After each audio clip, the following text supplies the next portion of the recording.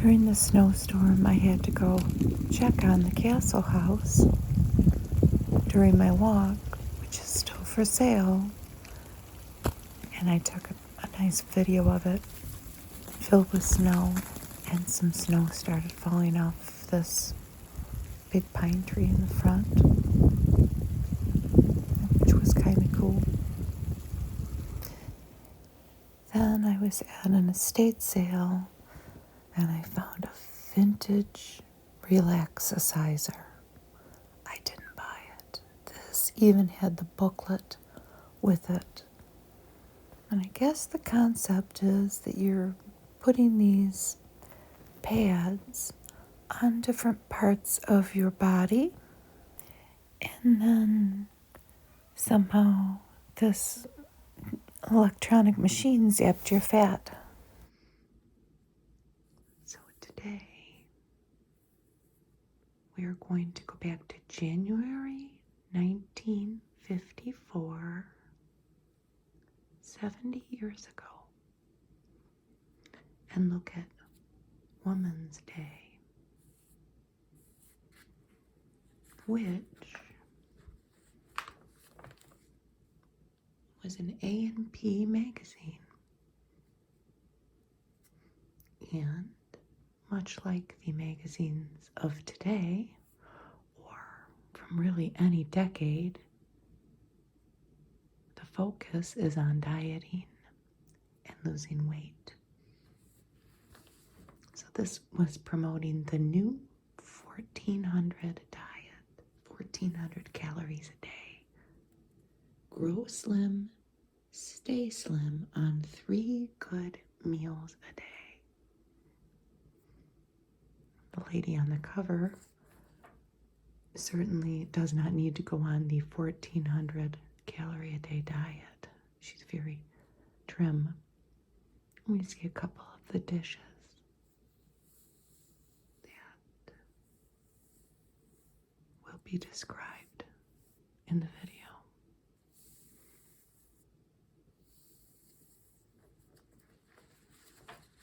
There's one up top too.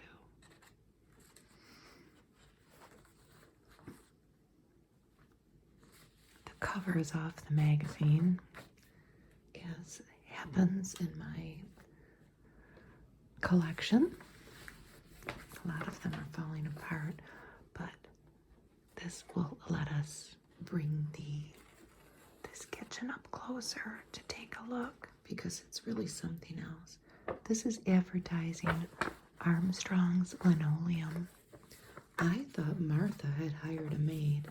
Look at the floor. What they've done with this linoleum. Cut out these yellow, it's a golden yellow, isn't it? Like designs in contrast to the silvery gray backdrop of this linoleum. We see the yellow cupboards, and then there's this shelf midway between that backsplash that has different jars of, looks like canned things, and some spices, utensils, a teapot. Cupboards open, we can peek in. A copper tea kettle on the stove, and look at that clock. That looks like a clock that a lot of us might have in our homes now. And a lot of little shelves. The table with a coffee cup and a toy, and then a fold-down desk for the homemaker here to take her phone calls. I don't think it is a fold-down desk because it would hit the phone, but I was thinking about this in practical terms because they have these little drawers down here, and I was thinking about how much I would hit my head if I had these little drawers underneath that. I think that's just permanent and fixed there. I don't think it's a fold up. And then there's the laundry with a box of Lux in the background here. And more cupboards. You could send away for a booklet that was located in Lancaster, Pennsylvania. So let's put our magazine back.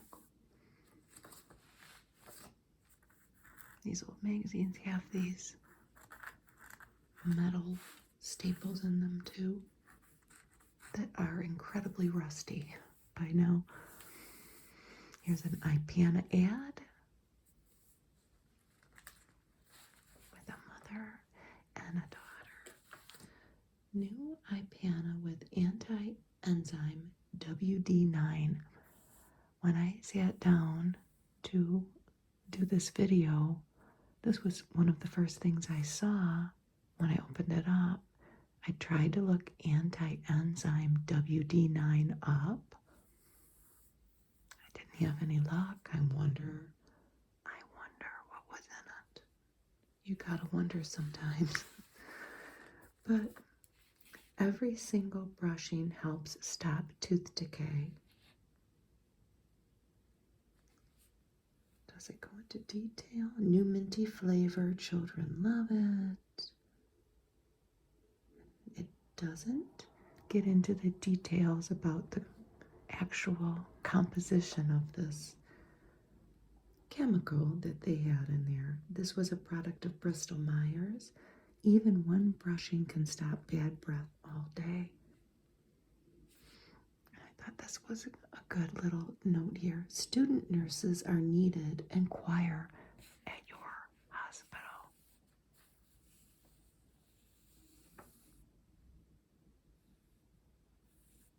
These Ipana ads are a common fixture in the old magazines, and I have different little stories.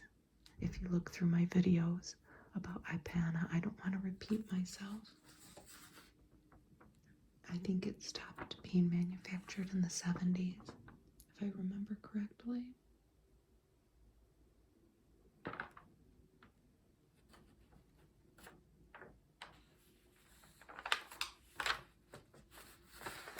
This magazine's a little crunchy. A little. I don't want to crunch it up too much. Here's our table of contents. All the different things we're going to see.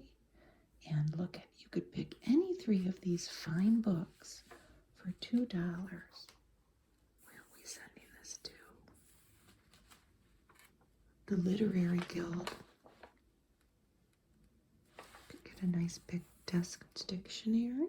Ooh, Audubon guides of birds. Atlas. Creative home decorating. And a few novels. It says there was no other obligation.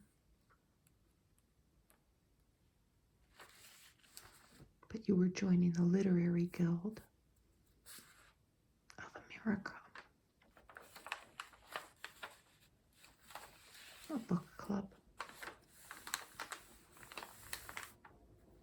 I had to look this up because I have to say I've never seen an ad yet in any of the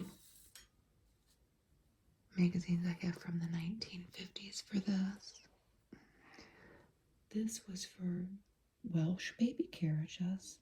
Timely tips for a trip with Tyke. And this was the Boodle Buggy. This was the Playmate. This was the Me Drive. Let Baby drive too. And what was this? The Me Drive. Baby can sit down or stand up in the car, and he will learn about driving and safety when going to honk his horn and steering his steering wheel. This was in St. Louis, Missouri. At the time, the world's largest manufacturer of folding baby carriages. Well, this shows its age, doesn't it? We don't do things like this anymore. But this factory of Welsh baby carriages is actually a landmark in St. Louis. And it's off I-55 and it's apartments now. I looked it up. And we saw Meet Me in St. Louis around Christmas time, my aunt and my mom. And I went to the historic theater to watch it. So when I was first looking through this made me think of St. Louis, which was such a hub for manufacturing at the time. The babies are cute, aren't they? So next we have all of the contributors, or at least most of them, to the magazine. And the different stories that they wrote. Look at that illustration of the Statue of Liberty. We have a bower in black, elastic stocking, advert. Could send away for a booklet to Chicago.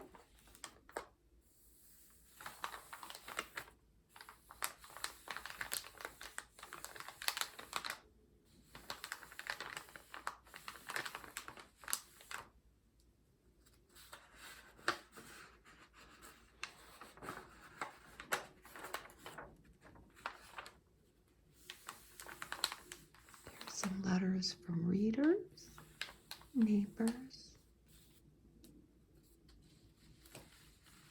The first letter was contributed by this couple in New Hampshire. And they describe how they spend their January.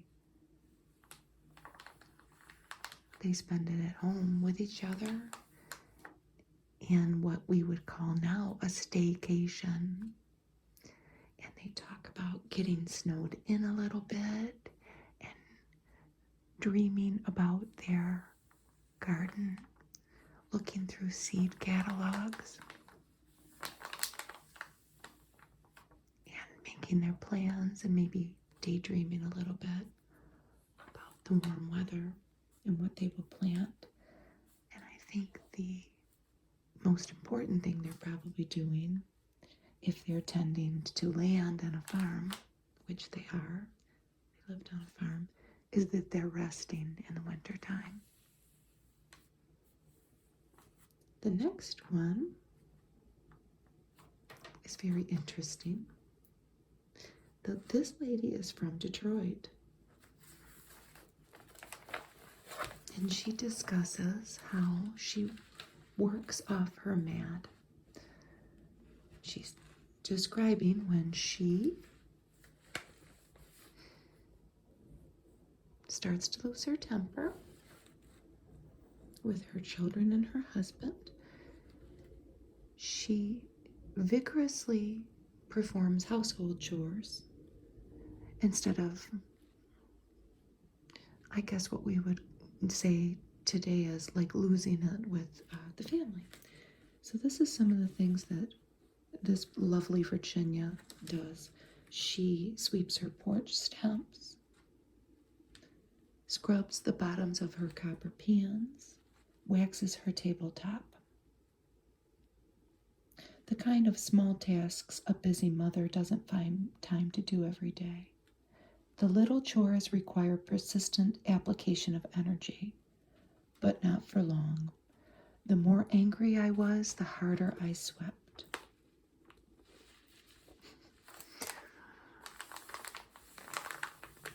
Thought that was very interesting.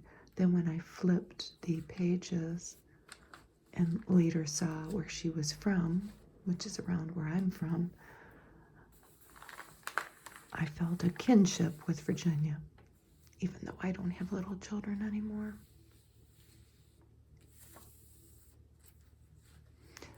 Look lovelier in 10 days with Noxzema. And she does look lovely.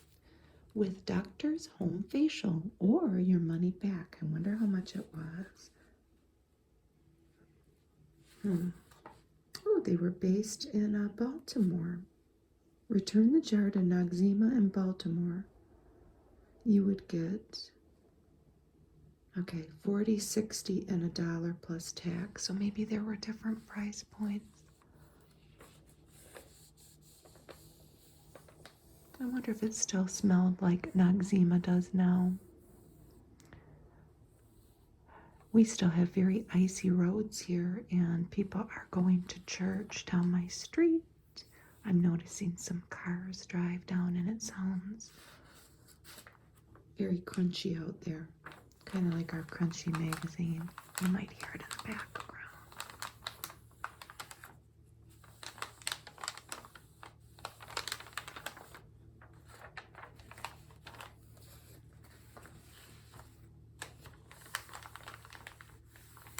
The next story is by Hollis Alpert, who was a beginning film critic at the time. His rise to fame occurred really in the 1960s, but he wrote a lot of articles for the different magazines. He was based in New York City. The book lover's ancient feud with the movies is now only a lover's quarrel. No, but I read the book, and it talks about book adaptations into film and how a book lover really had to come to terms with the fact that the movies were maybe surpassing sitting down with a good book.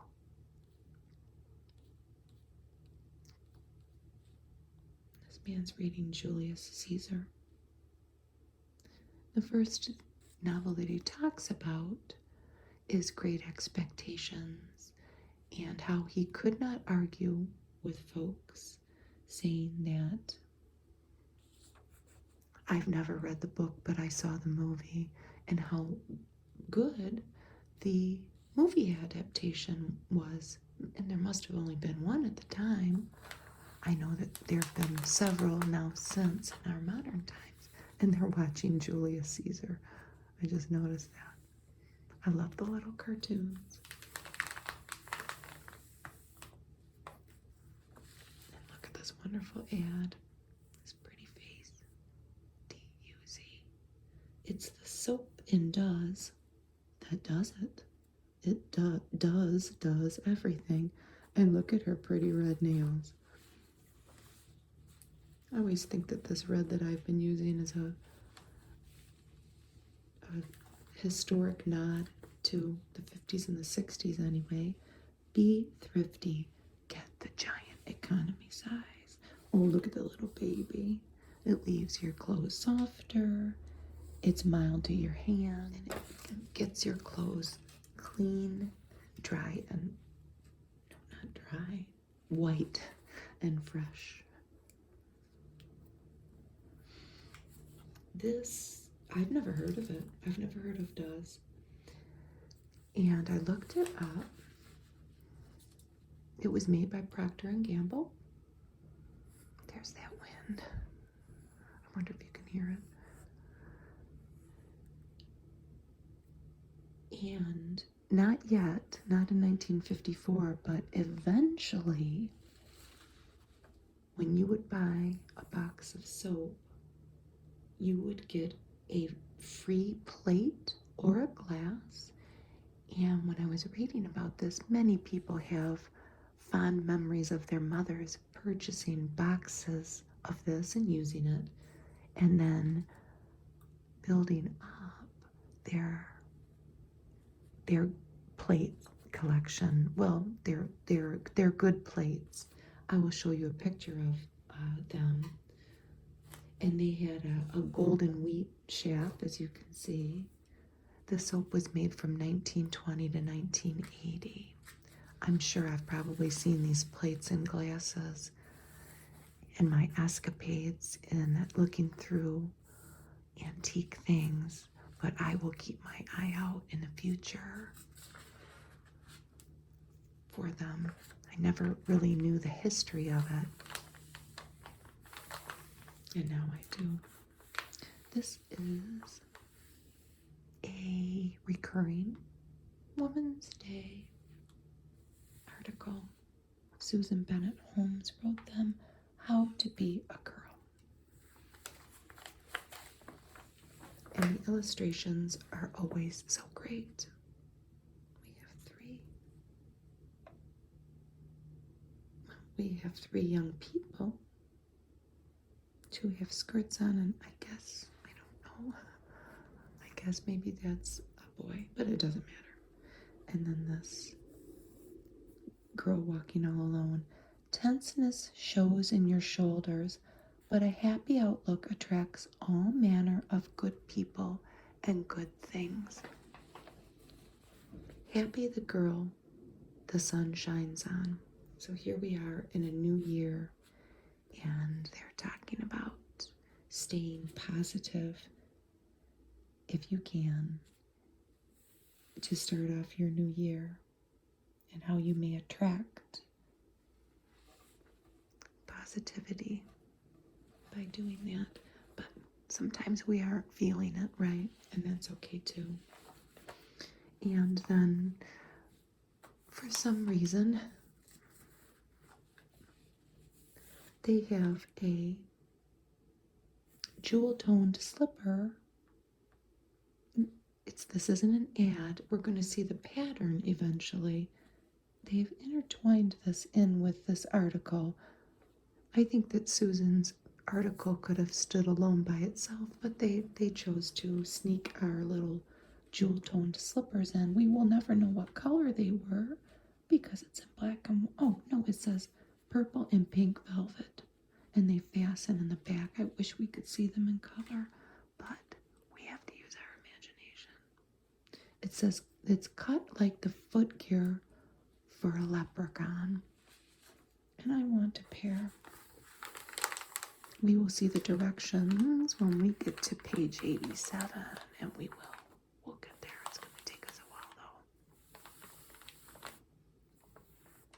I would have to find somebody who could sew, because, and I know I say this all the time, I can only imagine what they'd turn out like if I made them. But I won't be too hard on myself. Here's an ad for Bird's Eye mixed garden vegetables. There's something special about Bird's Eye mixed vegetables. Whenever I think about frozen vegetables way back when, I think about East of Eden, the novel East of Eden, and how the dad was creating the refrigerated train car to transport frozen vegetables. And then it makes me think of James Dean, but it's sad. This ad shows us, well, it's encouraging us to tune into Our Miss Brooks, starring Eve Arden on CBS on Fridays. It's a beautiful ad. And it's not too ruined, I have to say. It's very colorful. As a matter of fact, I don't think it has any tears or discolorations, which means, I hate to say it, but it's a candidate for me to find somebody who wants it and sell it to them. Because the magazine's ruined, let's face it. I can't sell it whole. You can read it though, and love it, and look at it. So this was a little game that they had. Guess what? Now, can we identify these everyday objects? Let's see. There's number 1. What do you think that is? And they have the answers. We would have to flip the magazine, but I can read it upside down. What do you think that is? It's a part of a yellow daisy. So what's that? What do you think that is? Beloved friend? That is the end of a cigarette.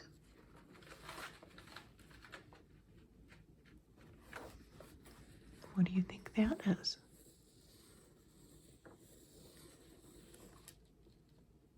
It is the cross section of a cigar. My oh my, we have a theme here, don't we? Smoking. What is this?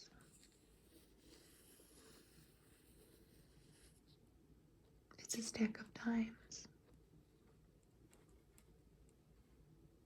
Now, what about this one? I think we're getting into maybe a food category. I thought maybe it was a blueberry muffin because I just bought some at the store yesterday. But it's cake with raisins.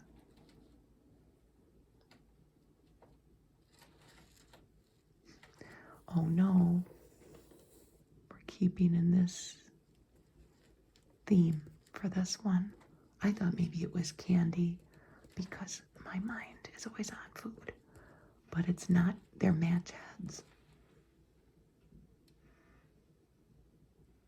Kitchen match heads, it says. Okay, let's go to number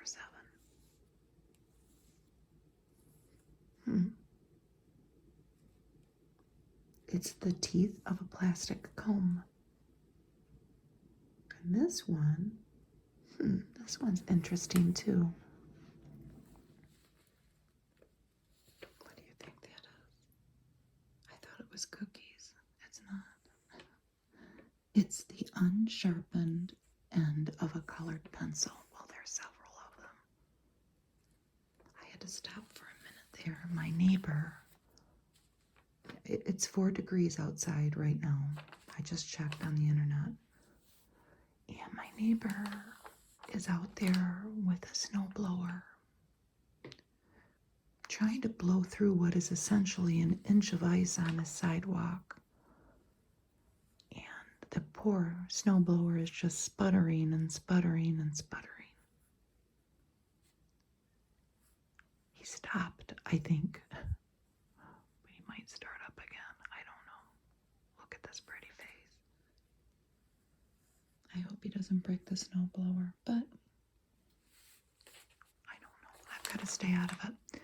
New Nescafe, 100% pure instant coffee. So they made some guarantees here.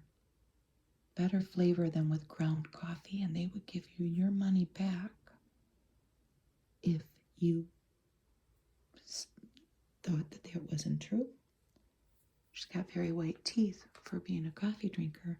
The new jet process explodes pure coffee into rich gems of Nescafe. I want one of these jars. And look at the explosion. Make a potful for your family, 100% pure coffee. And they were touting the cost savings to use the instant coffee over ground.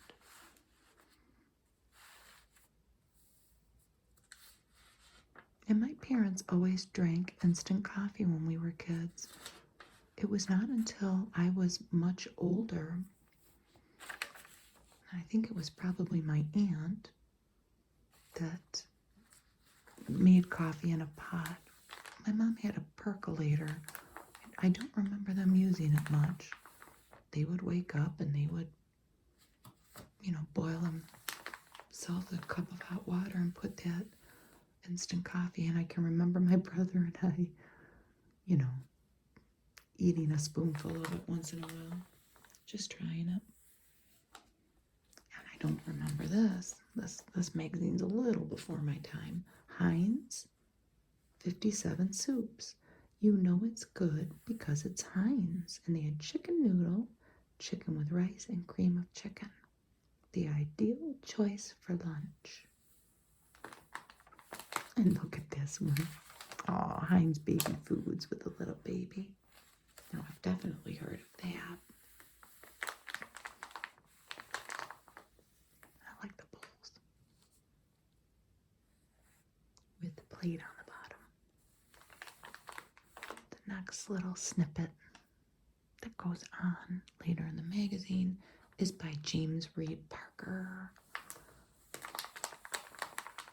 a common contributor to a lot of different magazines back then. And it's a cute story. You see this businessman up here, and he's looking at the dance lesson poster, and it documents a couple's journey through the husband signing up for dance classes at his wife's request after attending an event and realizing that her husband could use some help. And they go through extensively all the different nuances of what that entailed, deciding how to pay for it and the sacrifices that the husband had to make, the eventual enjoyment he received going to those lessons with the lovely lady that was teaching him, the process he went through of learning dancing, and then the eventual realization that the teacher's enthusiasm and encouragement of him was possibly motivated by the desire for him to sign up for more lessons because she was running a business, right? It's cute, and I did read it. And I love these old Dole ads. They always have beautiful ladies from Hawaii with their beautiful grass skirts and their leis. Be sure it's Hawaiian. Be sure it's Dole. And what have they made here?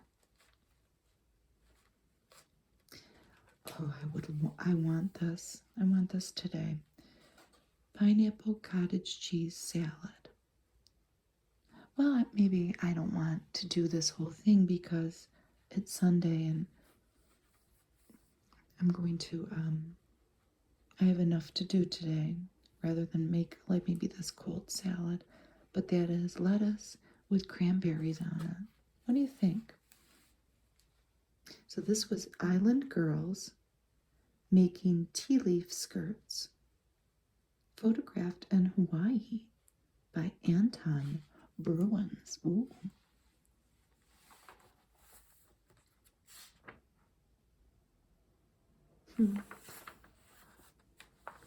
I love that ad. I love it. Here comes another one of my favorite ads. So in these old magazines, you really got a bargain for your money. They have so many patterns, woodworking instructions. I'm pretty sure this magazine has all of the above. But this one shows us to create some items, decorative items for the household with gold leaf on glass. And look what they've done on this coffee table. This design was adapted by this antique clock, from this antique clock. And other inspirations you could take for the gold leaf motifs could be from gift wrap paper or wallpaper. And they show how to do it.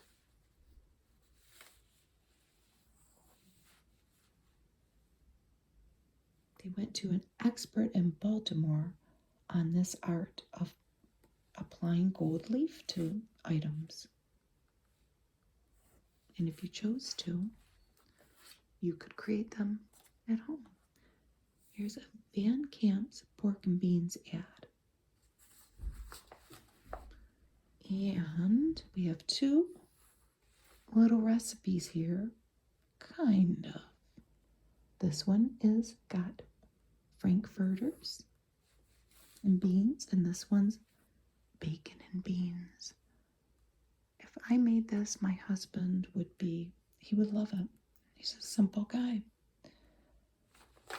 And the Van Camp's ads are very colorful and beautiful. So this was out of Indianapolis, Indiana.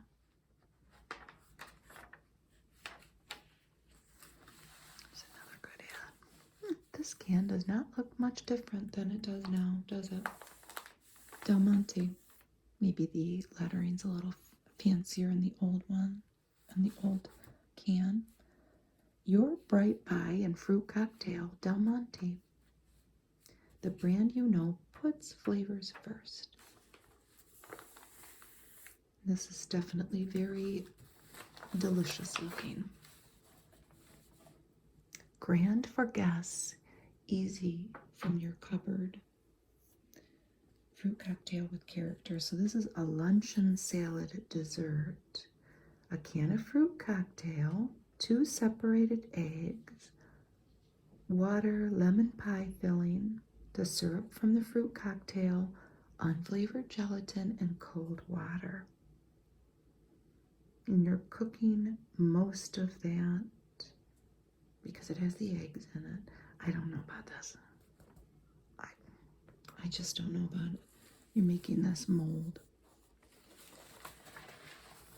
And we all know, if you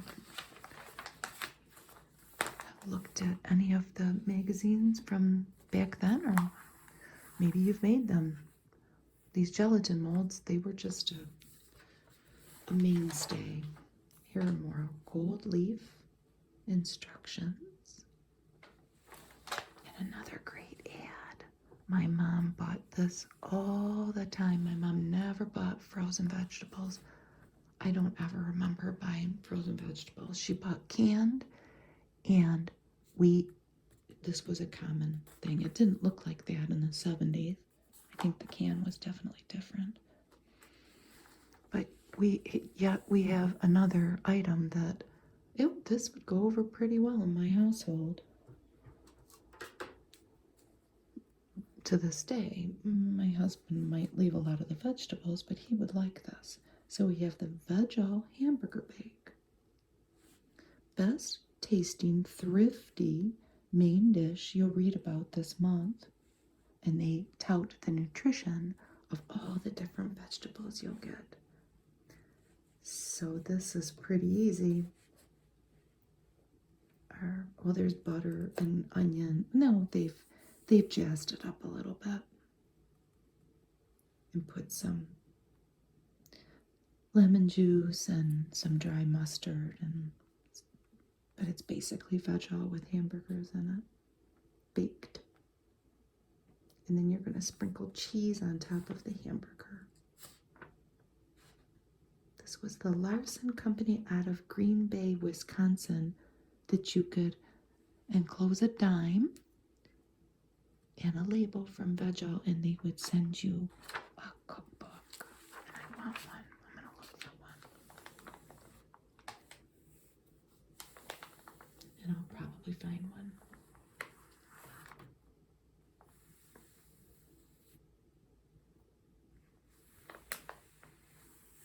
This is the Old Stag and the Tree.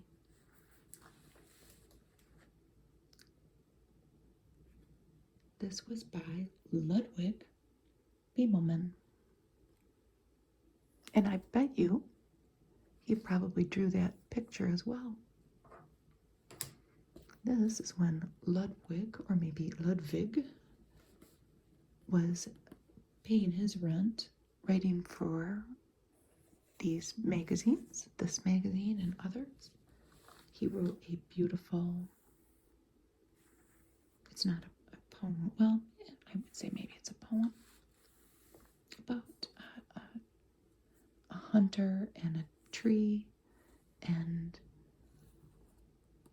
a stag that the tree protected from the hunter. We see the hunter's coat and binoculars got left behind after a little struggle, but this is back when this gentleman had to write items the magazines, and he ended up writing Madeline, the book. And if you look up Madeline now, they describe it as a media franchise. That's how big Madeline became.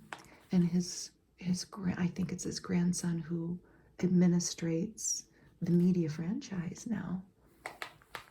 He didn't live that long. I don't know how long he actually got to enjoy the riches of what Madeline became.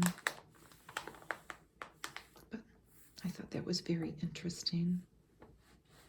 I won't read the whole thing, but he was quite a prolific writer. I enjoyed it very much. I enjoyed reading about him too. Look at this little guy. This little, oh, might be a little girl. I don't know. Sure is cute. Protein gives baby a better start in life. Start him. We got a little guy here. Start him early on this 100% meat. Swift meats for babies.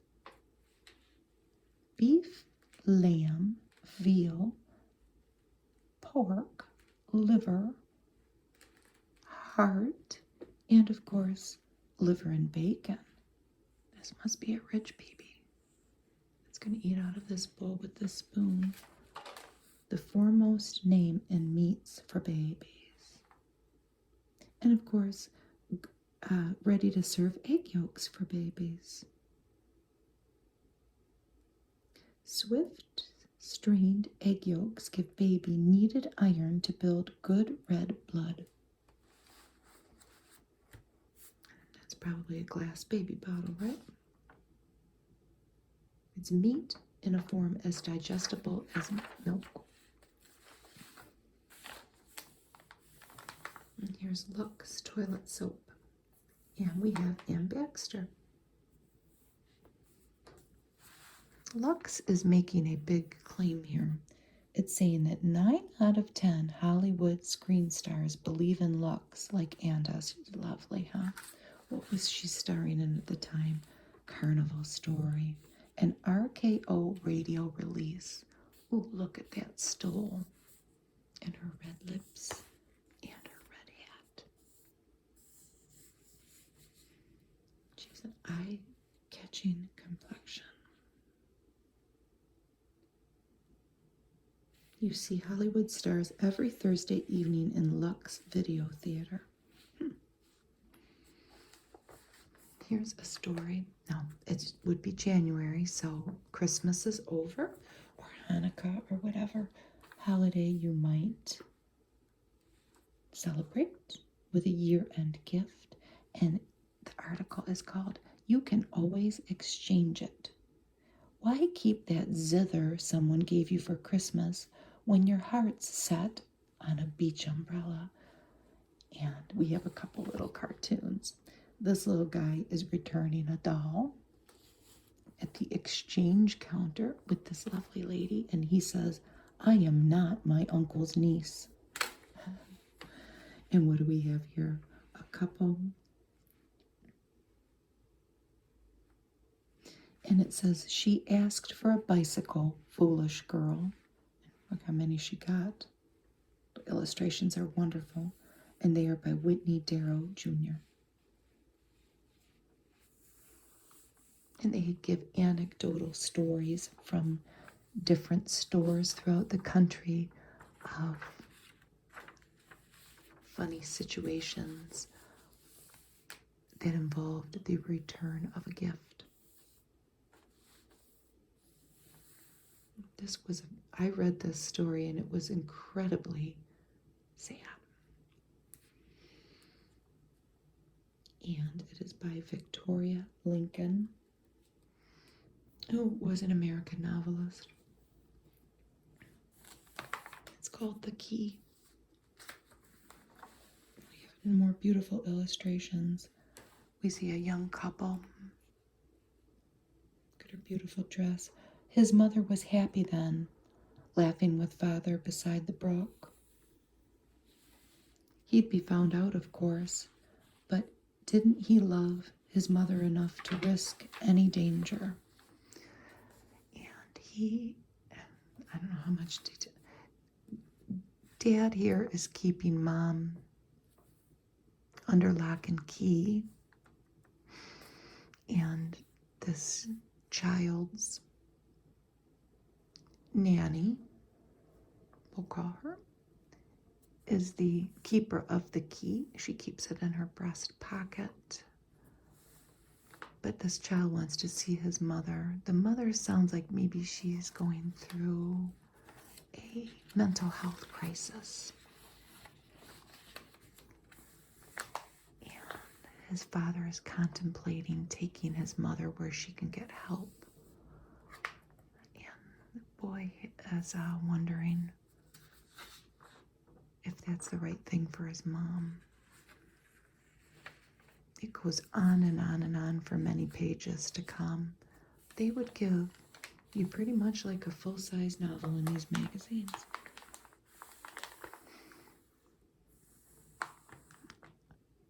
Let's talk about something more positive. Dr. Kate here. I never knew anything about this. And I guess I have reason to, because she lived in Detroit, where I live, outside of anyway. And then she moved to northern Wisconsin, Dr. Kate did. And this is a very famous story. And she even has a Dr. Kate museum. You can look it up on the internet. Read all about it if this is something that piques your curiosity. We will skim it. The gist of it is, well, Dr. Kate started her life in Kansas, but they moved to Detroit. And she worked in a section of a hospital donated by Henry Ford that eventually became Henry Ford Hospital. But the wing that Dr. Kate worked in was dedicated to young, unwed mothers. Detroit at the time was heavily industrialized. We had a lot of things being manufactured here, and there was a lot of pollution. And Dr. Kate's husband, he had a lung condition, and the air quality was greatly affecting his health. So they moved to northern Wisconsin. My tie with that is that my brother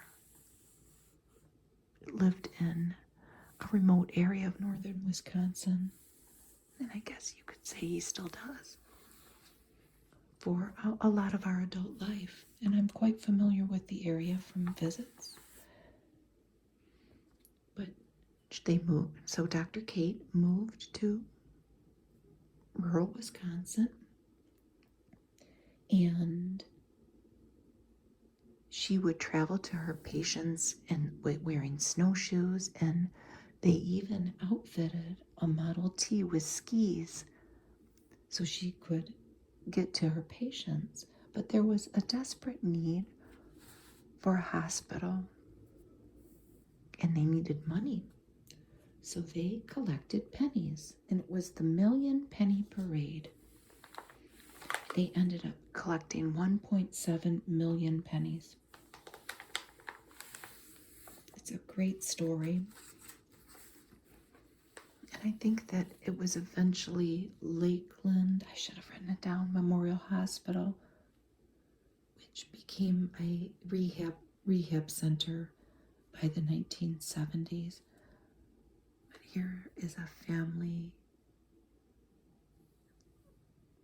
displaying a picture of the new hospital and the different levels of construction and all the pennies, and they even have a wheelbarrow full of pennies. It's a wonderful story. And this is a story by H.F. Ellis on not getting sidetracked. The more things change, the more things stay the same, huh? And this documents a husband's journey through probably a Saturday or a Sunday of embarking on a task that needed done in the household, and how he got sidetracked by looking for a hammer and then discovering the tool shed was in disarray, and then finding a go-kart in the shed after he straightened it that needed fixed. Appealing to the family for their help, and then them laughing at him, giggling. He hears giggling and he gets a little mad. Breaking a flower pot in that cluttered tool shed. Unsticking the tool shed door. It's very cute, the story. And I think we can all relate to getting sidetracked. The Girl He Didn't Marry by Jean Potts. And look at this green. I mean, the illustrations are beautiful, but that green, it just sticks out. It all goes to show what can happen to a nice girl when she gets mad enough to be honest about her feelings. Honesty is a good thing. We have the stripes on the wallpaper, and then this lady, I think it's the aunt, giving the young lady advice. Jean Potts was a mystery writer, as really a few of these authors are in this particular magazine. It must have been what people really wanted, murder mystery. She wrote a lot for Ellery Queen magazine. This story is not a mystery. It's about a love triangle. Looks like they're getting ready for a night out, but it looks like he's getting a little smack there with that glove. And he's pushing the button, trying to get out of that situation. Ooh, look at that teeny tiny little waist. A girl can dream, huh? This was by Sylvia F. Porter, The Business Side of Marriage. Well, they talk about quite a few things here. Some of it's relevant to our modern time, some of it's not. They talk about buying things on the installment plan. And it says, remember, any service costs money. So they're speaking to the fact that they're going to charge you for buying things on the installment plan. Borrowing money, shop around for a good buy, for a good interest rate. Saving money, item number 1 in your budget. The illustrations are great too. They show mom here. I think that might stay the same, when you get your check. Save. Social Security. This is a good one, because I beg to differ about this. A fortune and benefits. I would argue the fortune part. Keeping records. The simpler the better, but keep them. Yes, they don't have to be complicated. Safeguard your valuable papers. And income tax, there's Uncle Sam. That certainly hasn't changed. They talk about ways to save on your taxes, getting all your exemptions. When you buy a big appliance, a TV, whatever, put down at least 10% of the price and pay off your balance within 24 months. Either that or try not to buy it until you can afford the whole thing, so you don't pay interest. They give other little tips. Before you consider taking on a debt, ask yourself, am I good for it? If your answer is a strong yes, you're okay. If you're within your own safety limit, you won't get into trouble. They talk a lot about borrowing. He's cute, isn't he?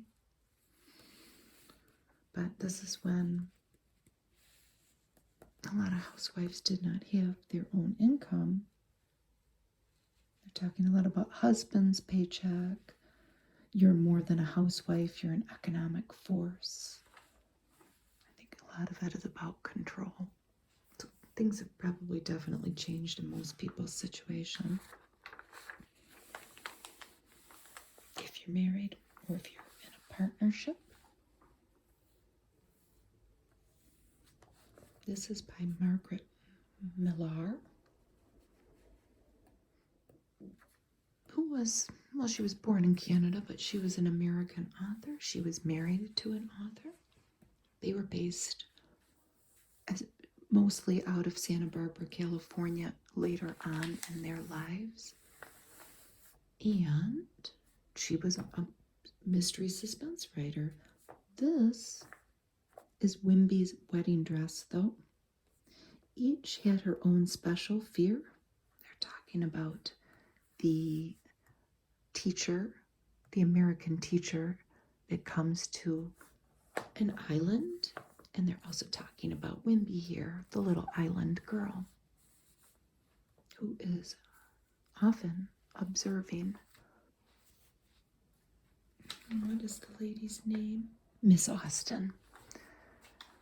And she's looking at her and wonder, look at all the monkeys and stuff in the trees, and there's tropical paradise. Why this lady is always clothed, because the people on this island don't wear any clothes. It's a cute little story. Eventually, this little girl gets married, and the lady completes her mission on the island, and which is teaching children, and she gifts her this bathing costume that she wears often when she goes to bathe in the river. She gifts it to Wimby to wear at her wedding, so she's not unclothed. The illustration's beautiful. Look at the birds.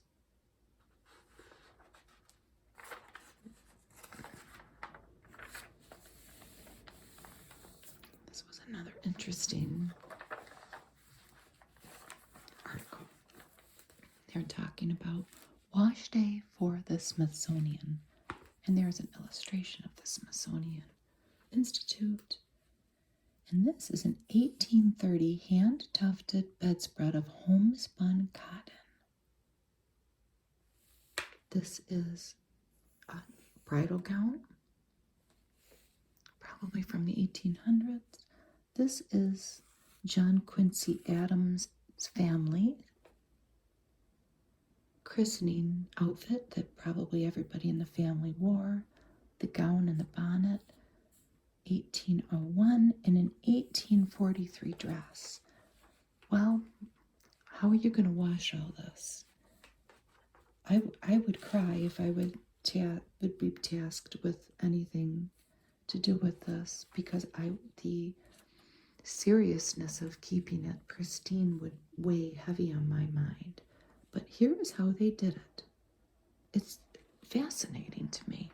You'd need a great big jar, and this would be glass because probably very little was plastic back then. So 1/2 pint of soap flakes, 2 gallons hot water, dissolve it in a pan. My mom just bought a pan like this at an estate sale. You're going to put that garment into a jar and rock the jar back and forth. Choo, choo, choo. This is how they're cleaning this. You're rinsing it in the same jar. It's continued on eventually. But you see the process. It's fascinating. So here we have the 1,400 calorie a day diet. And this lady documents her weight loss journey. She lost 60 pounds, apparently using this diet that was developed at Michigan State College, I'm assuming, which is now known as Michigan State University. I should know that. But she talks about her, and they use some words that maybe, they use the word fat and, maybe some things that might stick out as, we don't really, wouldn't see so much like this in a magazine now anymore, but and how her family would tease her. It's not very nice, including her children.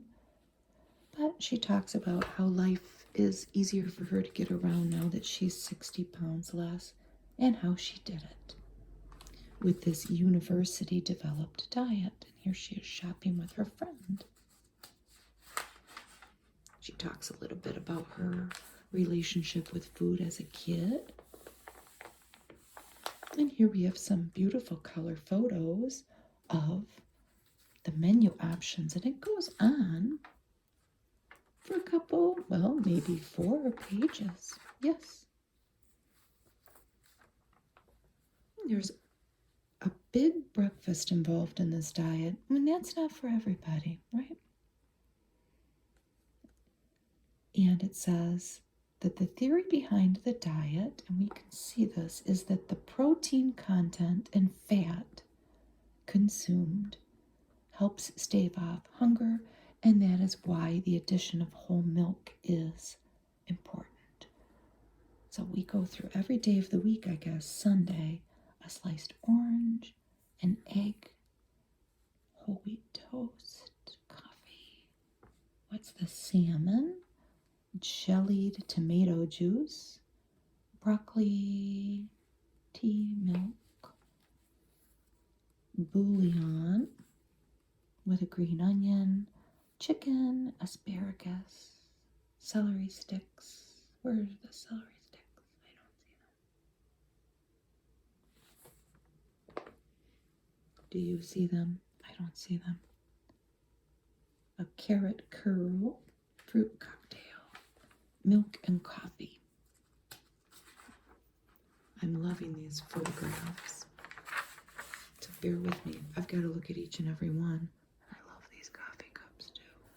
Is it the same coffee cup? Well, it's a recurring theme. Oh, they switch it up.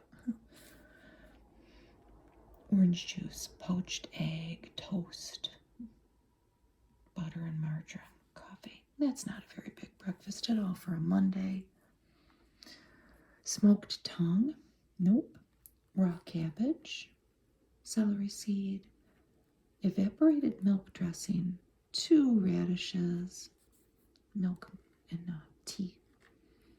Cube steak, cooked carrot with dried thyme and vinegar, watercress, and apple, cafe au lait, made with 6 ounces of whole milk. That sounds good.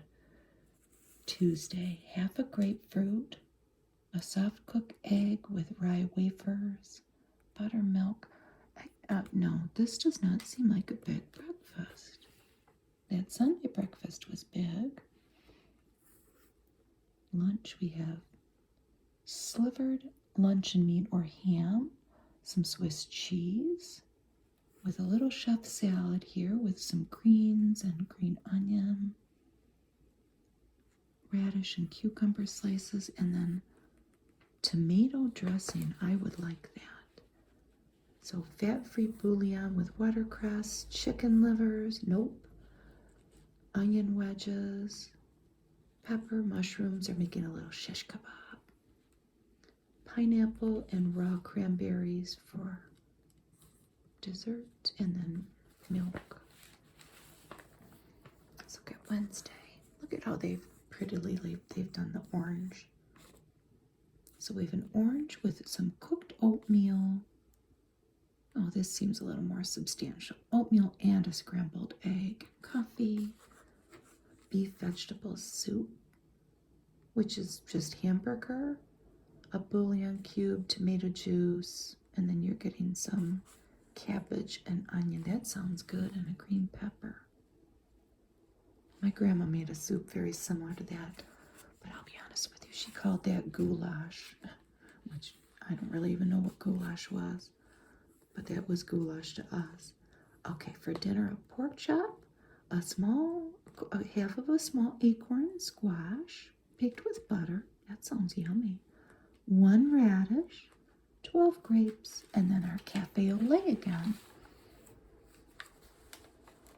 Okay, For Thursday breakfast, tangerine juice, some of a tangerine, an egg fried in brown butter, 3 slices of Melba toast, and then the drinks.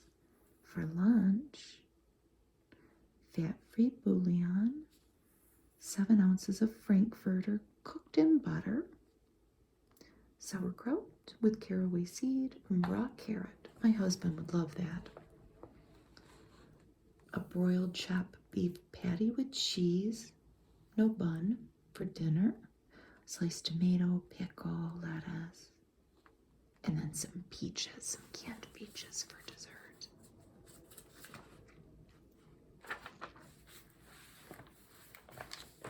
Okay, for Friday breakfast, grapefruit juice, a hard-boiled egg with potato.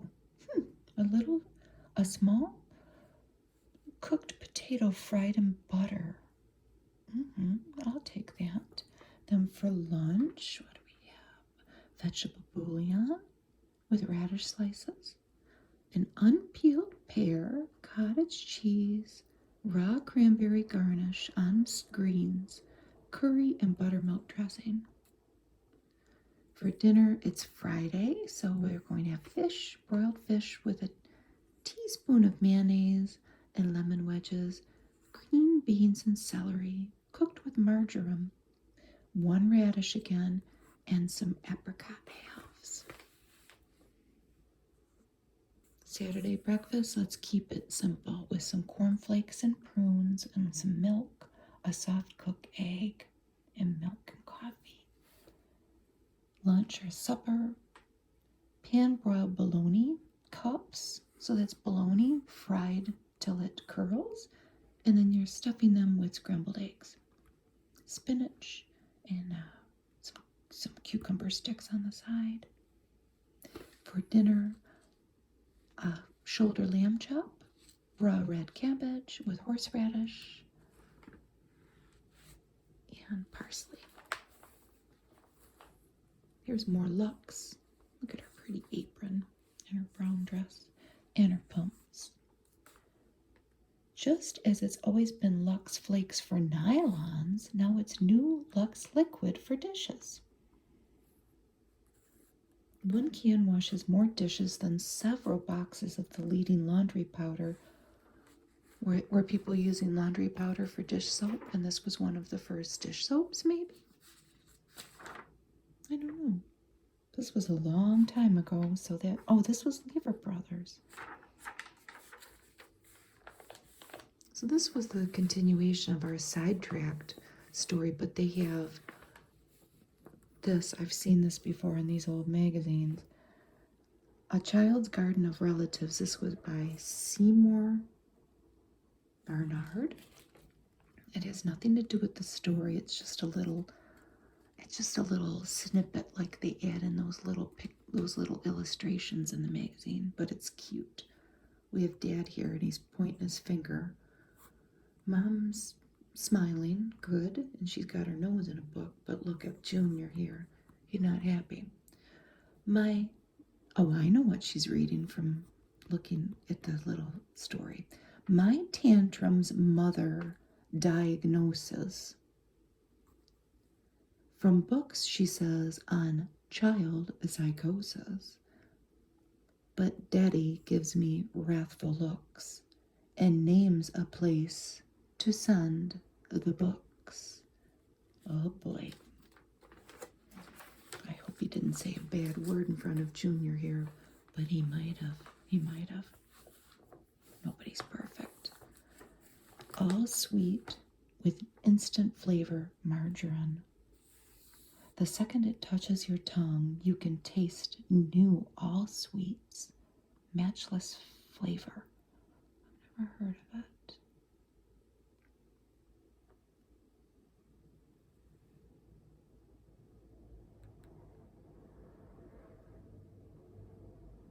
This was a little game you could play with a mirror about watching an image come to life. I didn't catch that. I'm going to try that. This was by Swift. It's funny, the little tiny things they add into these magazines. You have to really look at everything. There has been such a cranberry theme in this magazine. And then we have Crazy for Cranberries by Olivia Risberg, Women's Day Kitchen. All the different things they could make. And another beautiful color photograph, red and green pineapple. And then they have the kind of the little recipes over here.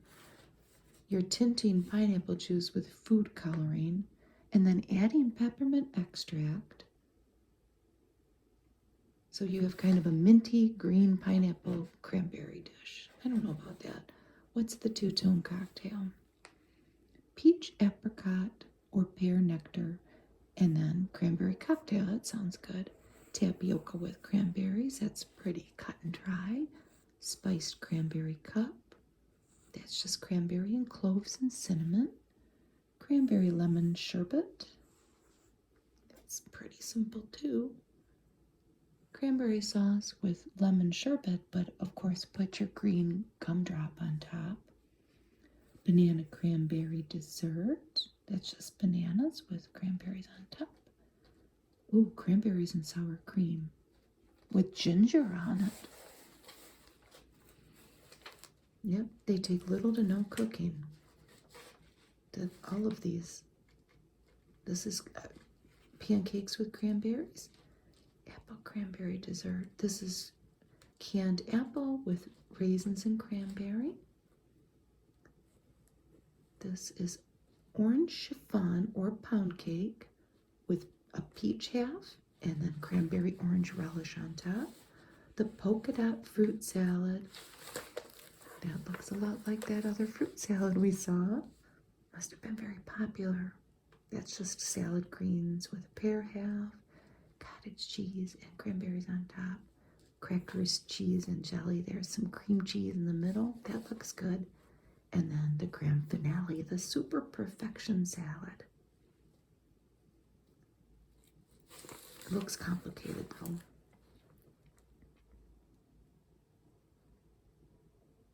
You're molding the cranberries. Coarsely cut raw cranberries, pour into individual molds, chill until firm, and then unmold them and serve with mayonnaise and lettuce. 8 o'clock coffee by A&P, and another lovely, lovely face with very, very red lips. See the difference, smell the difference, taste the difference, and it's a beautiful cup. Looks kind of like that placemat. Looks kind of like my towel that I chose for today. They had 3 different kinds that was sold exclusively at A&P.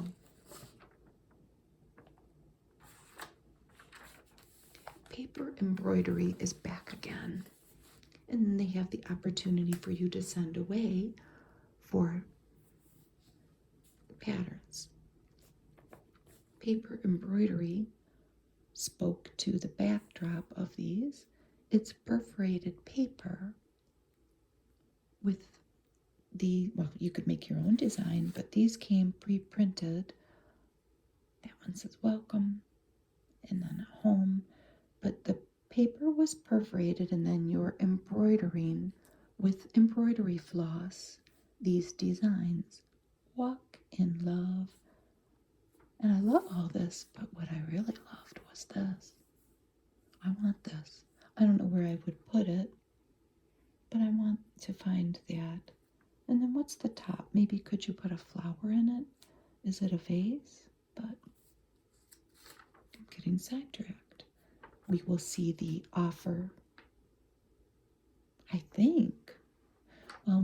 think that they offer the paper and then we're going to see the designs. I don't remember.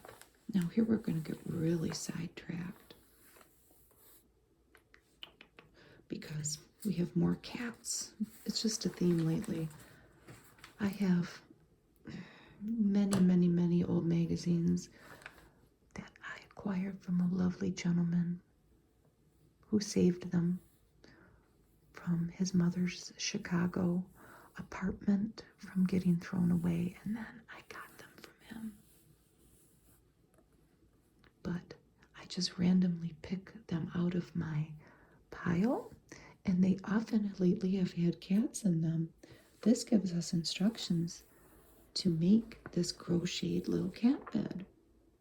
And we see these beautiful little angels sleeping in them. And then, what do we have here? A little story about Zuzu by Sophie Kerr.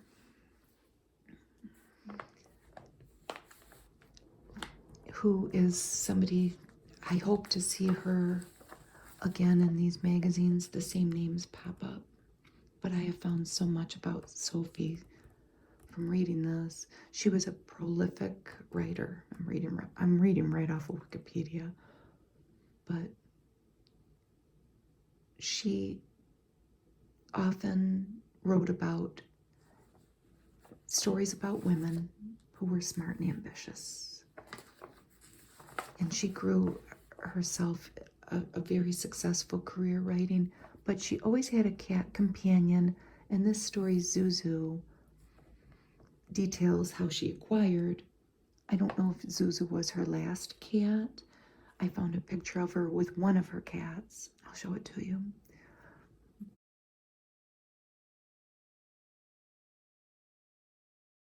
This is the kind of thing that I can get lost in a black hole reading about. And Zuzu came from Spain. He apparently understood Spanish, and he was a very loving cat who was begging for people at a restaurant. And an American woman brought him home to the United States because she just loved him. And then eventually, Sophie Kerr had him as a pet. I loved reading this story. But it's long. It will be here for hours and hours and hours. I would read it if you want me to, but we got to get through the whole magazine. Look at this little doll. Look at this little girl. Look at her little apron. Oh boy. I just love it. The kitchen cabinet that does everything. This might be the first kitchen island. Look at this lovely salad Mom's making, to be made for the center of a kitchen. A wonderful work and storage area, convenient to everything. And this was to be built. Well, I guess Mom could build it with daughter, or it could be a couple's project. But they show the construction plans coming up. The Women's Day workshop. And they built this, which is fascinating to me. Maybe you're a woodworker and you could make it, like my brother could make this if he had the time. But I sure couldn't. I love this. Look at all the different pantry items. All the things you could store, and then this pulls out as a chopping area. It's just fascinating to me. I live in an old house. I would never have the room. It's not a big old house either. I don't have the room in my small kitchen for this. But I would love it. Let's look at this. You can make your kitchen twice as big. On that note, let's see here. We're going to have to flip it. We're going to flip it a little bit so we can take a look at this old kitchen. See, this is what I need to do. Could I handle putting this type of a rack at the side of my cupboards and make it not look cockeyed, for lack of a better word? I would say the answer is no, but I could find somebody to do it for me. And then they have a very smart use of space here, and see how they have that shelf here with a bar for the pan lids. I love that, and I love the old stove. They have a little work area here with a couple stools, and then look up, storage. It's a very good use of space. It isn't the size that does it, it's putting the space to work. Now this is an old magazine, but this would hold true. And look at how smart they are. That opens up to this little closet to have your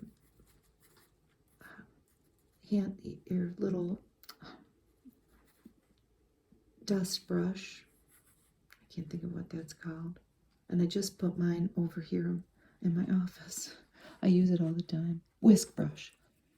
The open shelves, the display rail. Maybe you have something real pretty that you want to keep out, but you don't use it a lot.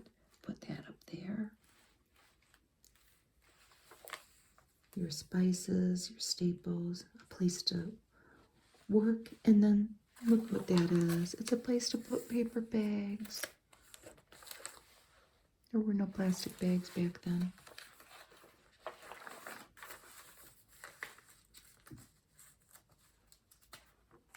We did paper bags. So here we have the dishwashing area. Everything that's part of dishwashing is here. A drain board extension. They have a lot of things hung. A cookbook shelf. Chintz curtains. This is all that same kitchen. The long shelf is useful between the sink and the stove. Yes. They have a draft screen. That's what I need. It's so cold here today.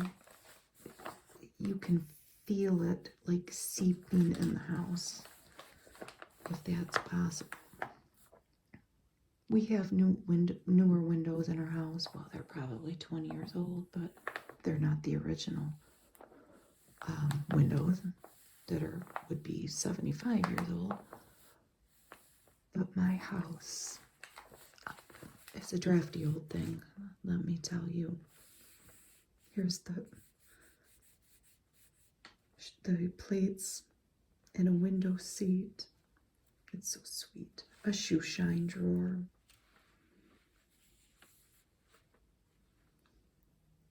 And the directions for all of this are coming, I'm pretty sure.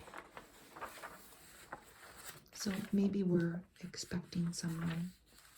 Look at this lovely lady in her maternity suit. She's picking out flowers. She might be in her living room. To me, she looks like she's going out somewhere. If I was dressed like this, I would have to say it would have to be somewhere pretty special, not just being at home. But look at the smock. It makes me think of I Love Lucy, when Lucy was going to have a baby. So these are velveteen jackets, and they have the pattern. These are Women's Day patterns, too. They're not McCall's or anything yet. Slim skirt, and they're coming. We will see them. Here's more.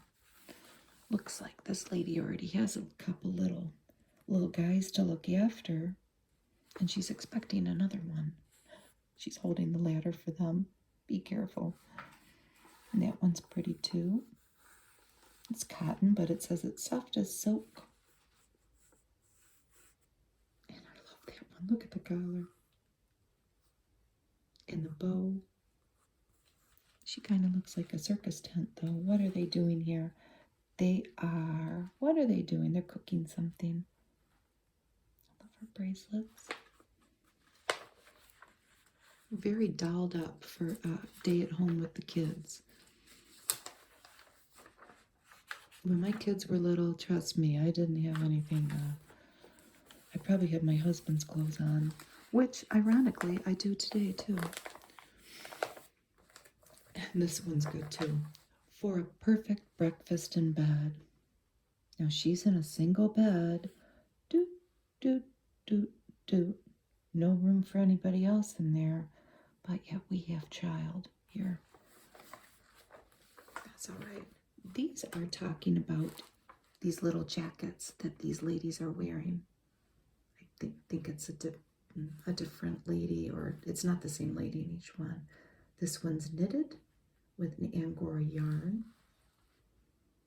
I'm more concentrating on what they're eating, but it's really more about the jackets. And go to the how-to section to make your bed jacket. Little sweetheart brought his mom some coffee and juice and something to eat in bed because she works hard all week. It's probably a Sunday or a Saturday. Here's all our menus for our 1,400 calorie a day diet. I wonder if anybody actually went through and followed them to a T. Oh boy, pork chops. I'm not a big fan of pork chops, but my husband is. Maybe I'll make him some pork chops. You know, I always forget when winter comes how much we all want to eat more. I wonder if it'll even get above 10 degrees today. It's just survival, I think. It's mere survival that our appetites increase. But this is a plain pork chop, and then we have a mushroom stuffed pork chop. My husband would literally cry if I presented him that. My mom just bought pork chops yesterday when we were at the grocery store. I wonder what she's going to do with them. I bread them and, fry them in olive oil. But I haven't done that in a while. Pork chop spaghetti. I don't know about that. Breaded pork chops with apple rings. I don't know if my crew would eat that either. They would eat the pork chops, and I would eat the apples. Barbecued pork chops. Maybe. Pork chops with scalloped potatoes. They would eat that. Pork chops with sage onions. Does it have potatoes or something? It has mostly, my husband would eat it. And Creole pork chops. There's a 19-ounce can of tomatoes in that, so my husband would bulk. He's not a tomato guy. I mean, he'd eat 100 pounds of spaghetti and meatballs, but anything like with a real tomatoey sauce, he won't eat. Pork chops, sweet potatoes, and apples. I would eat that, but I would eat the vegetables and fruit, and they would eat the pork chops. And smothered pork chops. What are they smothered in? Butter. Brown pork chop.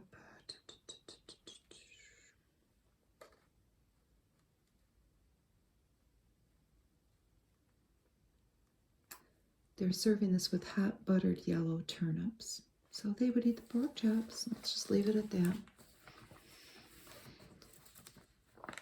Women's Day. I always call it Women's Day. It's Women's Day. Always gave you a calendar that you had to construct. This is throughout the years that they published their magazine. Cut out the different months and you would make them on this little board to flip it. They're very pretty though, and they always have a Bible verse, at least the ones I've seen. January, they show a snow-covered mountain. For all the law is fulfilled in one word, even this, thou shalt love thy neighbor as thyself. Yes, and there's a beautiful snow-covered scene here with a barn. Great peace have they which love thy law. March, the beginnings of spring. For God hath not given us the spirit of fear, but of power and of love and of a sound mind.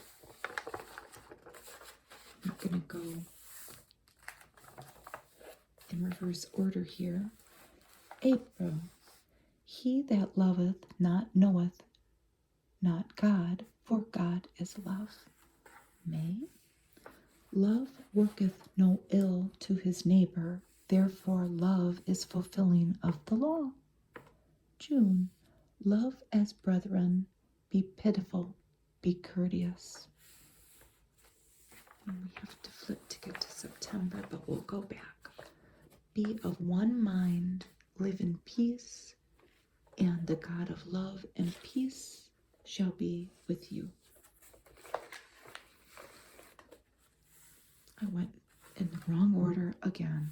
Sorry. July. I got caught up in the verse. I was feeling the word. I feel like a preacher.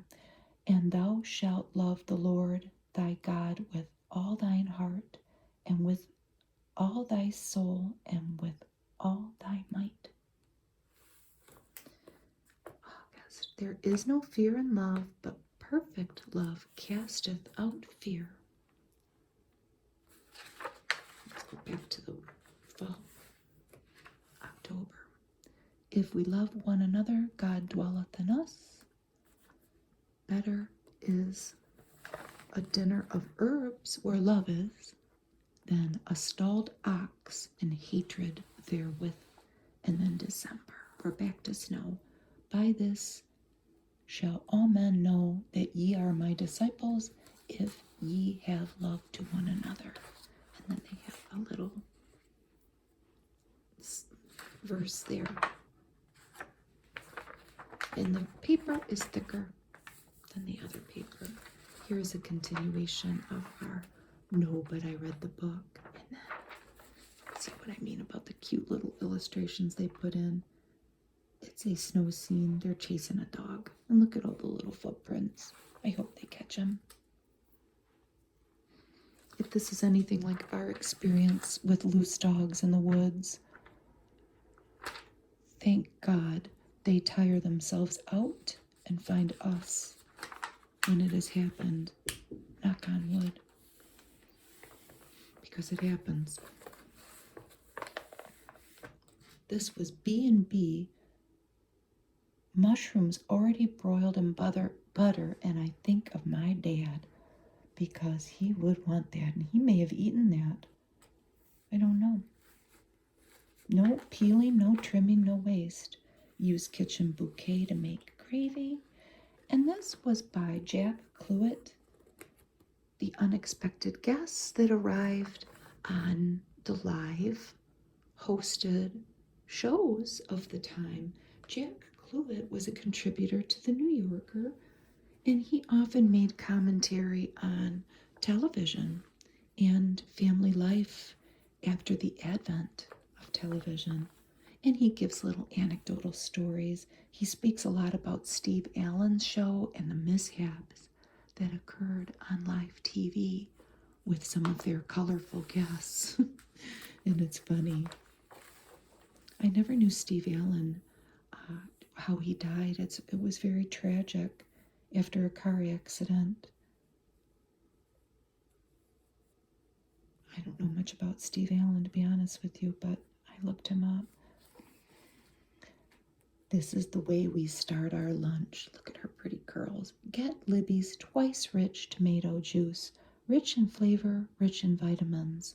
I love that ad. It's black and white, but then that splash of red. So not full color, but yet colored because of that red. Here's the quiz fizzles. People would send in something funny that they happened to see on a live TV game show at the time, like a flub. And if you were the first one with the postmark to send in the mistake code, let's say, they would send you, I think, $5, a few dollars. And they're funny. Let me try to find one.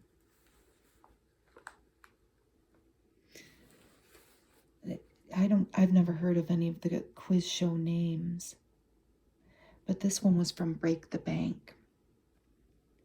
And it was answered by a small boy. The question was, what is the girl who takes dictation and types letters in your father's office called?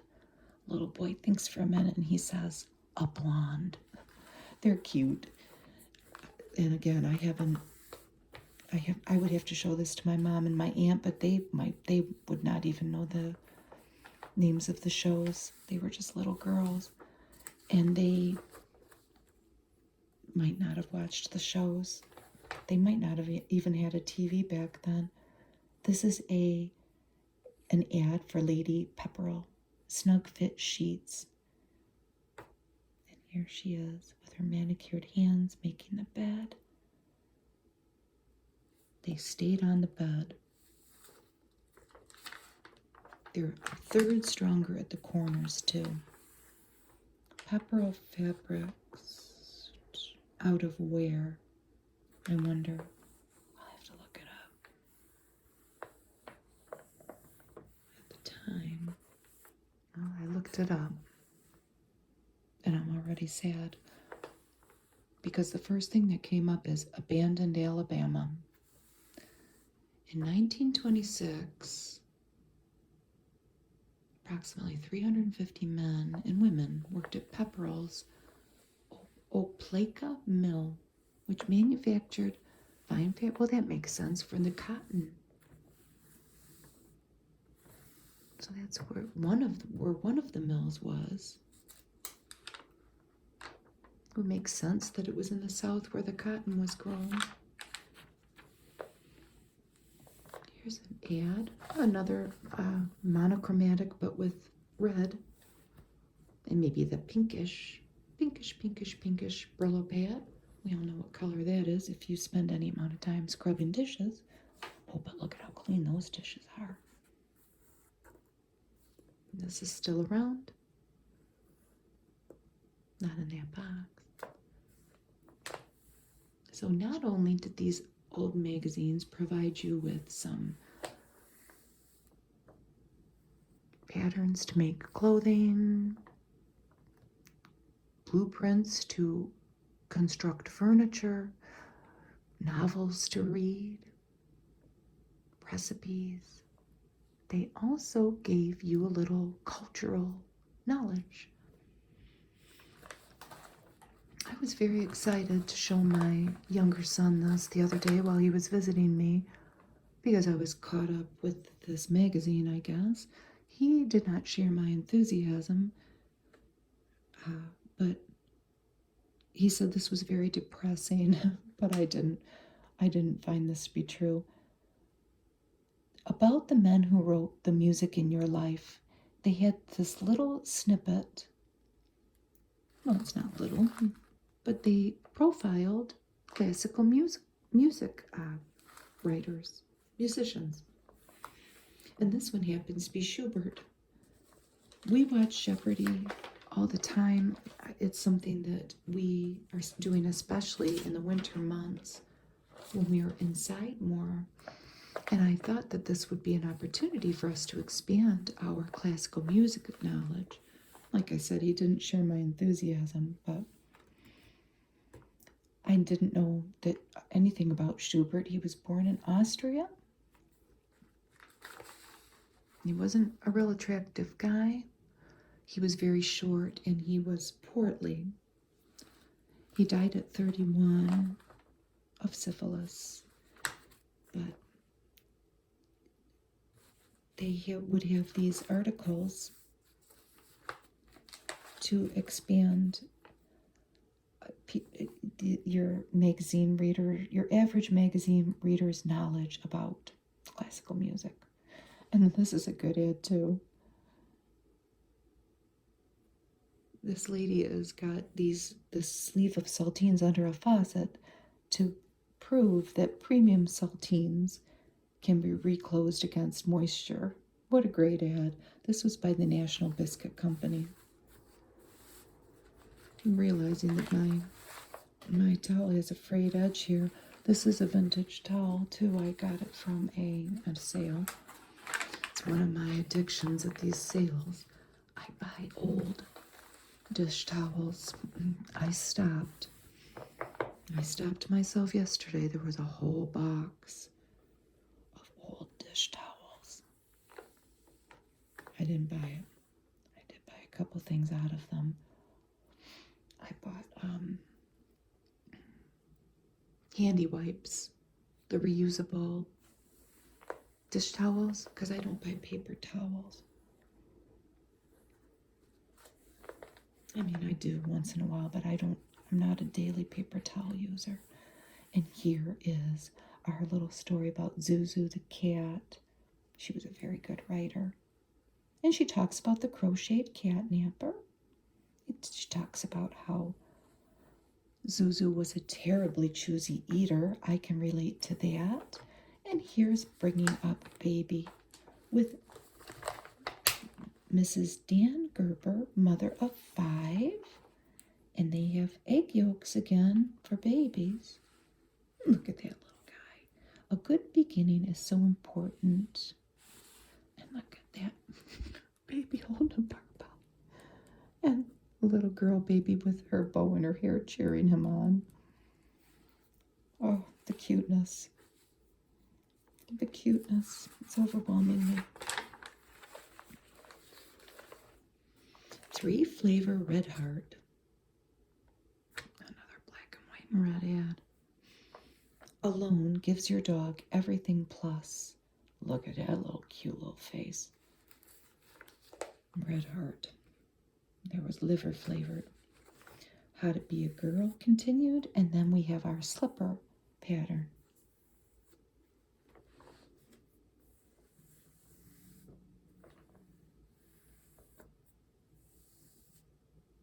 Bayer aspirin. At the first sign of a cold, take 2 Bayer aspirin with a full glass of water and feel better fast. Oh, look at these men trudging through the snow. Take 2 aspirin and call me in the morning, right? This was Lanolin Plus Liquid, only $1, and this was from Consolidated Cosmetics in Chicago. You can always exchange it, continued.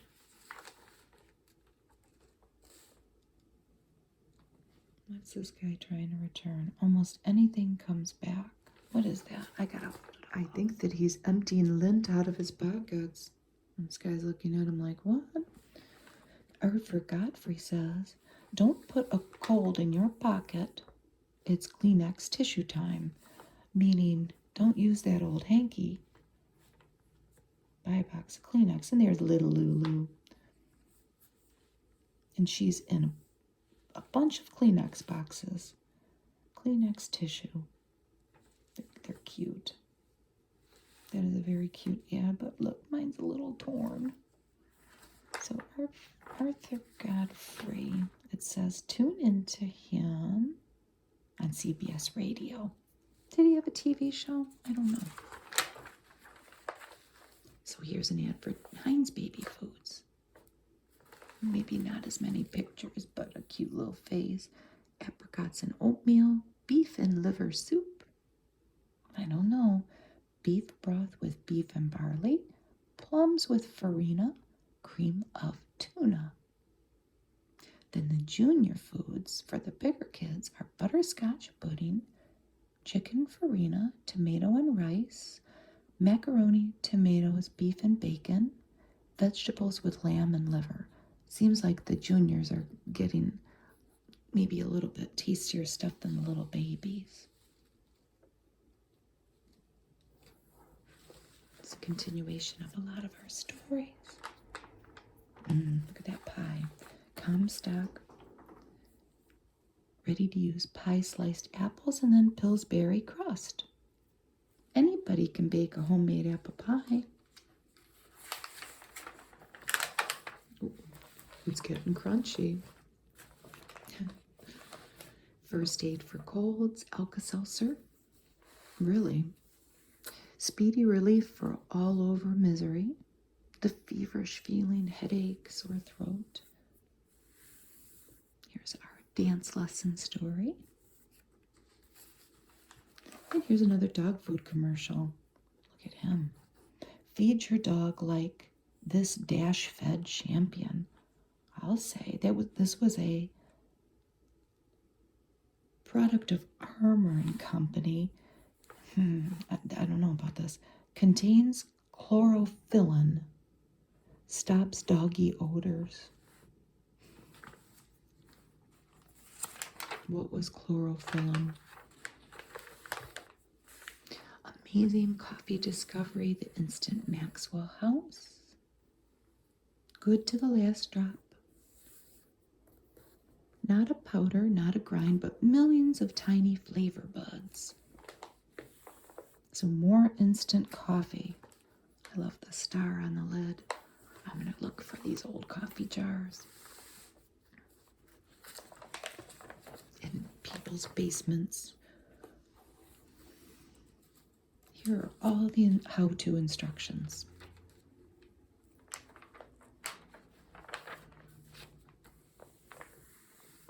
All the different measurements and instructions. Here's the embroidery instructions for the paper embroidery, the bed jackets.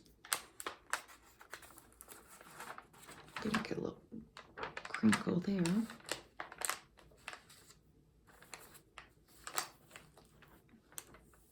The continuation of the key. Look at that cute drawing.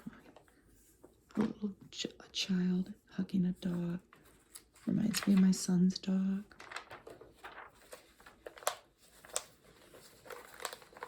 Little scene there. A wood stack. A little pot next to it.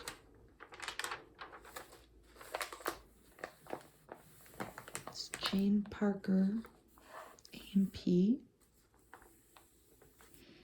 The quality loaf made better for better health.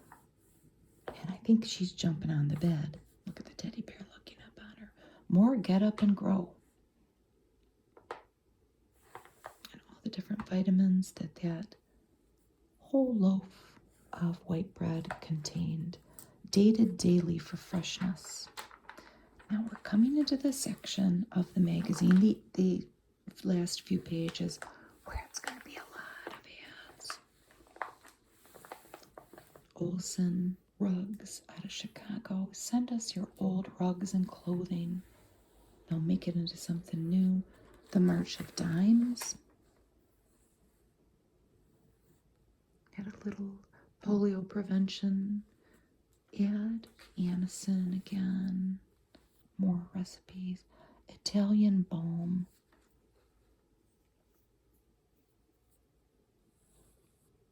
For your hands. A giant mum. I want one. Patterns. Ooh, they're getting crunchy. It's why, I wonder, because it's towards the back. I don't know. But I'm telling you, sometimes I go to bed with my cat. My husband will be downstairs watching TV with his dog. And I will have one of these magazines going through it. And honestly, this can be like a lullaby, this little song. But anyway, Tums. We still have Tums around. The Dress Club plan.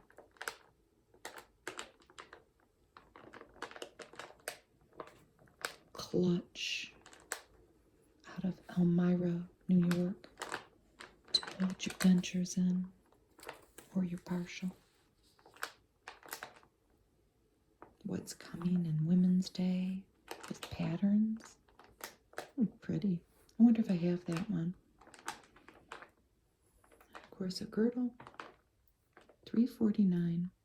Well, I call it a girdle. They're calling it a figure trimmer. We don't know what it is. It's a girdle. Here's a little ad for those glass baby bottles from Even Flow and a nighttime baby bottle warmer. Nylons. More crackers, but this time for Sunshine Crispy Crackers. No man ever stands so straight as when he stoops to help a boy. This is an ad for the 50th anniversary for Big Brother, the Big Brother movement. I'm sure that it probably became, well, let me look it up. There's actually something from Australia that comes up, which it was having to do with, was sponsoring youth migration from Britain to Australia. I'm sure that that's not what this probably is, it being an American magazine. I think this was the beginnings of Big Brothers, Big Sisters. Maybe I'm wrong. Here's 7-minute fluffy frosting. I'm getting hungry. Oh, wonderful. This is going to make me hungrier, but it's my favorite ad. So when food, this one, the Wrigley Spearmint Gum, here's the Tuffy sponge. When food sticks, Tuffy cleans it off. We could make butterfly earrings for only $1/4 a pair. It's the latest style rage. And then these gum ads are in every old magazine, and I love them. They always have a recipe that has nothing to do with the gum, but they always had a recipe. They were the daily treat of millions, though, Wrigley's gum, and the packages I don't think it's any different now, is it? The recipe this month was for winter peach pie. It was pretty simple. It was sugar, flour. Oh, is that the crust? No, you don't even have to make the crust. It says you can just fill an unbaked pie crust. Well, I guess at the time you would have to. You're going to fill it with peaches. Then the top is sugar, flour, butter, and lemon juice, egg, cinnamon, and peach juice. Bake it at 475 for 10 minutes, and then you turn the oven down. Sounds complicated, but I want it. Shear your chops, A1 sauce. What a good ad. I love the cartoon. Lamb, pork, or veal, any chop is tastier with A1. Royal baking powder. My mother never uses anything but Jelly Time popcorn. They always have a little ad in the back of these ads or magazines, and they're still around. Here's more of our instructions for our washing. I don't even really want to look at this. This was the guide at the time for what we should weigh. We do a lot by BMI now. I wonder if 70 years from now, if anybody's going to be looking back at that and what the criteria will be. But here's Sun-Made Raisins, another company that's still around. And Morton Old Kentucky Recipe Chicken Pot Pie. It came in turkey and beef, too.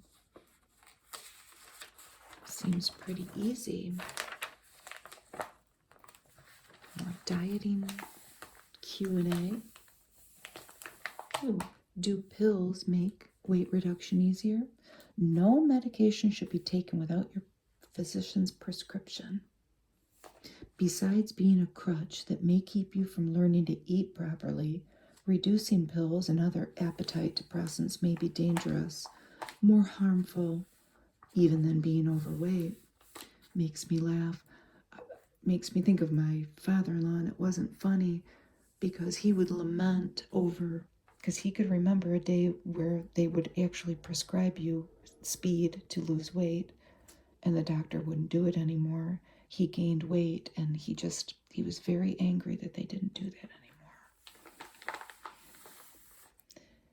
This was a theme in all the magazines that anybody, but mostly they were trying to appeal to the housewife, to sell greeting cards, to make money.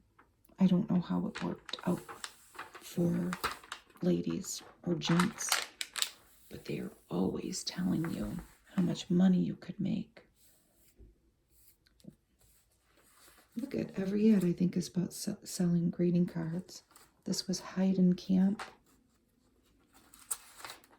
Maybe I'll read more about it since it's something that has come up constantly in my reading of these old magazines. Wood glue, a golden fleece pot cleaner, make extra money with children's wear. This was Harford out of Cincinnati, Ohio. And this is toilet paper. Delcy. Look at her putting on her lipstick. They're at the office. Delcy is fine and firm and soft, like Kleenex tissues.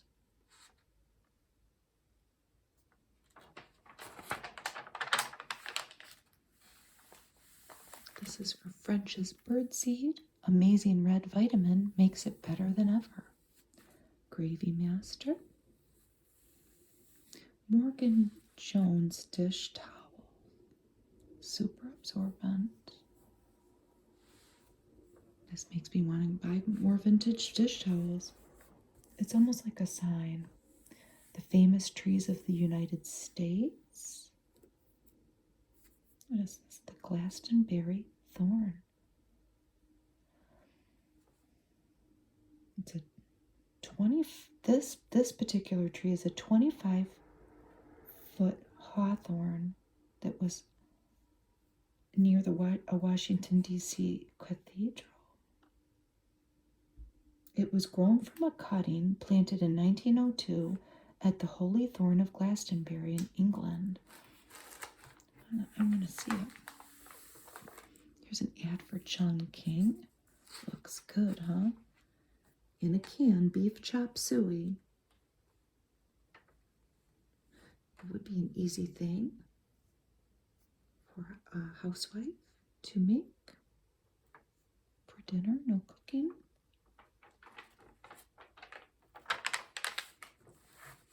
High-powered chili con carne. Another thing in a can to eat. Just heat it and get it. They also had jumbo tamales. Another favorite made with 100% Kansas City beef.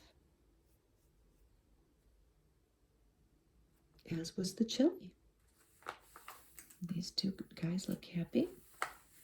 Continuation of WIs Wedding Dress and Malto Meal.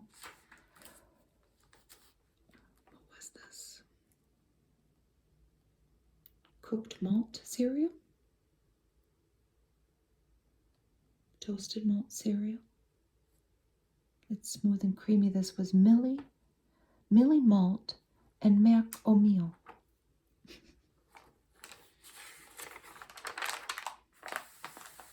Here's an ad for Rye Crisp. All kinds of people like Rye Crisp. And they just come out and say it here. Fat people who want to get slim, slim people who want to stay slim, and lucky people who eat whatever they want and never gain. Make your bread Rye Crisp. Here's an ad for broadcast corned beef hash. What a dish, exactly right. So good they'll think it's homemade. Another canned, oh, they made chili too, and beef stew.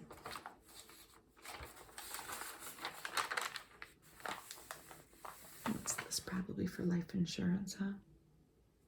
No, it's for savings bonds. Buy savings bonds for baby. It's a good investment, they say. Article talking about sheets and thread counts. And what's this? Red Star dry yeast. Oh, I saw this earlier. That is a recipe for Batter Way coffee cake. And the lady says, I save an hour baking the Batter Way. And this lady says, Batter Way baking makes me perfect coffee cake every time. It makes me want a coffee cake. Yeast and warm water, flour, sugar, salt, egg, shortening, and a rind of one orange. And then you're putting an orange sugar topping on top, and that's it.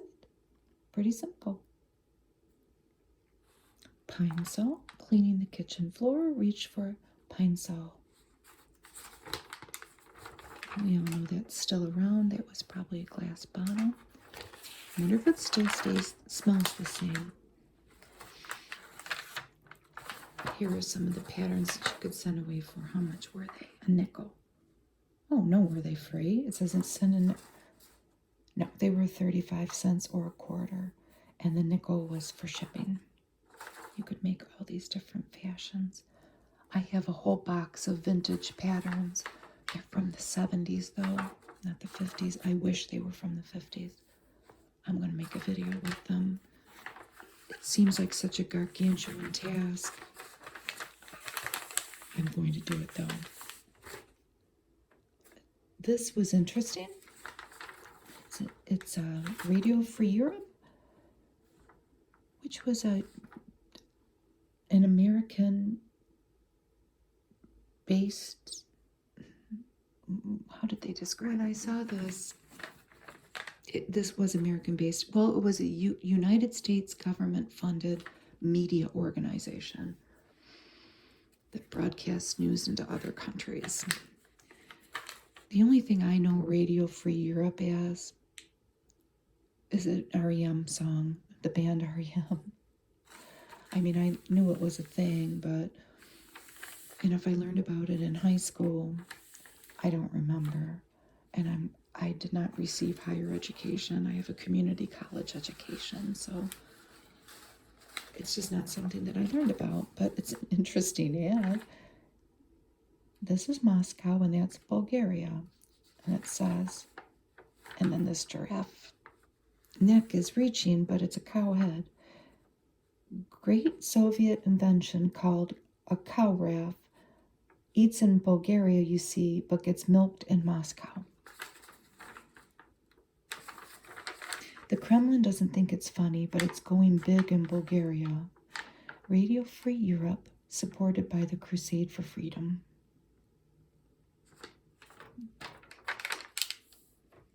Here are our expecting someone patterns you could send away from them for them. And we end off almost with a Kotex ad with a very stylishly dressed lady. What's this guy doing up here? I don't know. Looks like he's got a gift for her, maybe. He's coming back from a trip. Not a shadow of a doubt with Kotex. She wants assurances that she's going to keep her pretty outfit.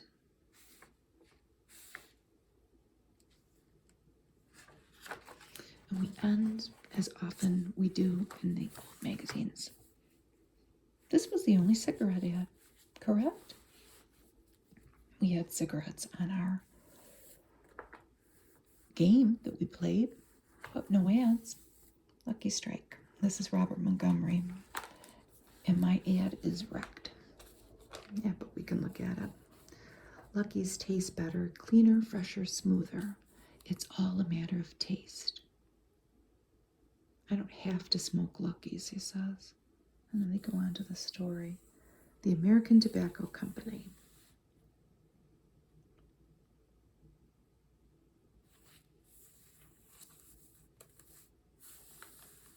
I'll just add this. If you ever go to buy an old ad, and I will be honest with you, a lot of the ads we get out of these old magazines, we sell them. The ones that are worth the most are anything to do with alcohol, cigarettes,